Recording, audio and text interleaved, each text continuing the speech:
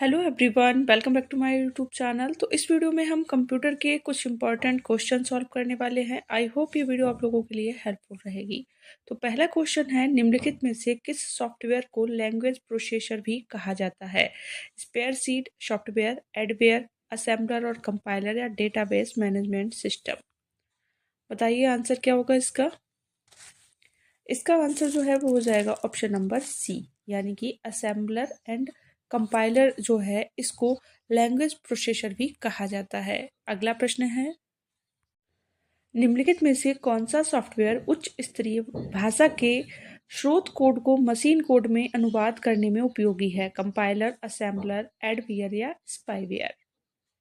तो इसका आंसर जो है वो हो जाएगा ऑप्शन नंबर ए, यानी कि जो कंपाइलर है ये जो है उच्च स्तरीय भाषा के स्रोत कोड को मशीन कोड में अनुवाद करने में उपयोगी होता है। ये सारी क्वेश्चन प्रीवियस ईयर के हैं। अगला क्वेश्चन देखते हैं।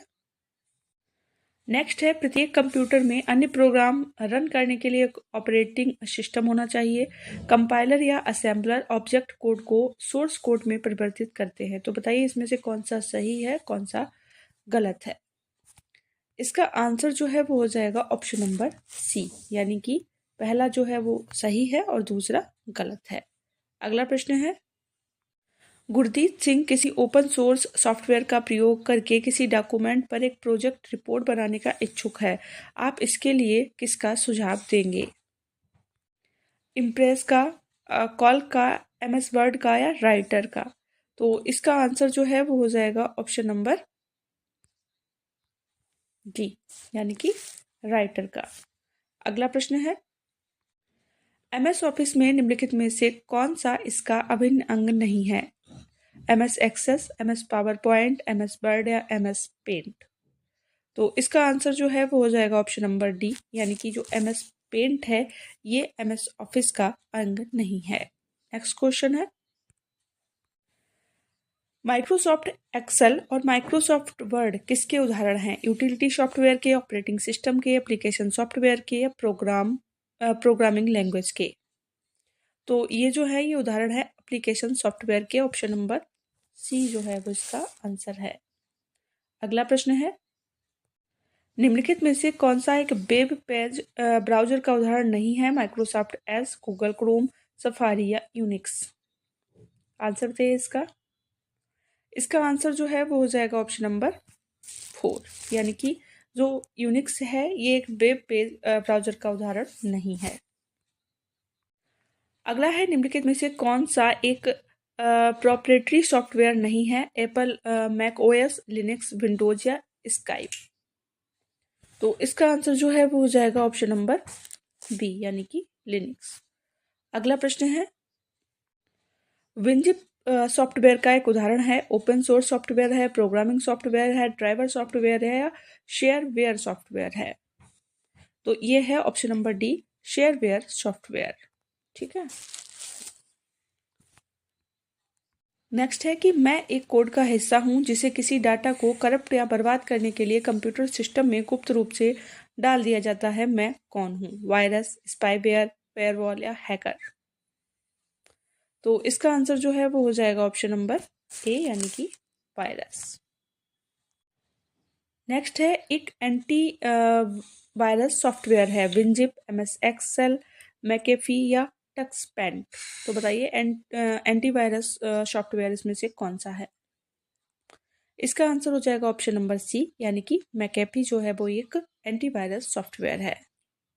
अगला प्रश्न है, निम्नलिखित में से कौन सी कंपनी एंटीवायरस सॉफ्टवेयर विकसित करने के लिए नहीं जानी जाती है? तो बताइए इनमें से कौन सी कंपनी है जो एंटीवायरस सॉफ्टवेयर विकसित करने के लिए नहीं जानी जाती है? इसका आंसर जो है वो हो जाएगा ऑप्शन नंबर डी, यानी कि विंजिप। ठीक है। अगला प्रश्न है, मैं एक हितैषी सॉफ्टवेयर हूं जिसे विशेष रूप से फाइलों या कंप्यूटर सिस्टम को दुर्भाग्यपूर्ण सॉफ्टवेयर से बचाने, उसका पता करने, स्कैन करने और उसे रिमूव करने के लिए बनाया गया है। मैं कौन हूं? फायरवॉल, कुकीज, एंटीवायरस या मॉलवेयर? आंसर बताइए इसका। इसका आंसर जो है वो हो जाएगा ऑप्शन नंबर सी, यानी कि एंटीवायरस। अगला क्वेश्चन है, एक एंटीवायरस सॉफ्टवेयर नहीं है? Norton tally. तो टैली जो है ये एक एंटीवायरस सॉफ्टवेयर नहीं है। ऑप्शन नंबर बी इसका आंसर हो जाएगा। अगला प्रश्न है, निम्नलिखित में से कौन सा एक एंटीवायरस सॉफ्टवेयर है? Acrobat Reader, MS Paint, MSQL या क्विक हील। तो बताइए आंसर क्या होगा इसका? इसका आंसर जो है वो हो जाएगा ऑप्शन नंबर डी। ठीक है, क्विक हील जो है ये एक एंटीवायरस सॉफ्टवेयर है। अगला प्रश्न है, निम्नलिखित में से कौन सा सॉफ्टवेयर एक यूटिलिटी सॉफ्टवेयर है? MS word, Google Chrome, antivirus software या मीडिया प्लेयर। इसका आंसर हो जाएगा ऑप्शन नंबर सी, यानी कि एंटीवायरस सॉफ्टवेयर जो है ये एक यूटिलिटी सॉफ्टवेयर है।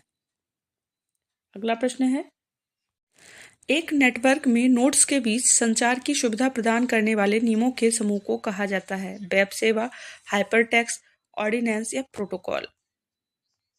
तो इसको कहा जाता है प्रोटोकॉल, ऑप्शन नंबर डी। अगला प्रश्न है, एनालॉग उपकरणों के लिए बैंडविड्थ में व्यक्त किया गया है? साइकिल पर सेकंड या hertz, kilobytes per hour, bytes per second या बिट्स पर सेकंड।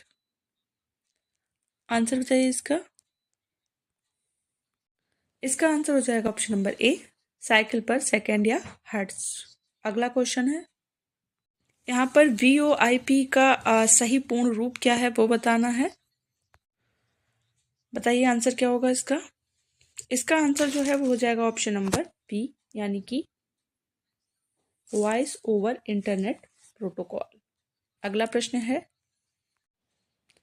गफूर सांटी अपने कार्यालय में 24 कंप्यूटरों को इथरनेट केबल के माध्यम से लोकल एरिया नेटवर्क योजना बना रहे हैं। इसके लिए उन्हें निम्नलिखित में से कौन सा उपकरण उपयोग करना चाहिए? स्विच, रिपीटर, HDMI स्प्लिटर या बूस्टर।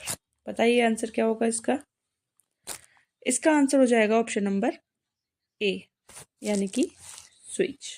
अगला प्रश्न है, वॉकी टॉकी एक कम्युनिकेशन सिस्टम का उदाहरण है? Half duplex, simplex, full duplex या सिंप्लेक्स और फुल डुप्लेक्स दोनों।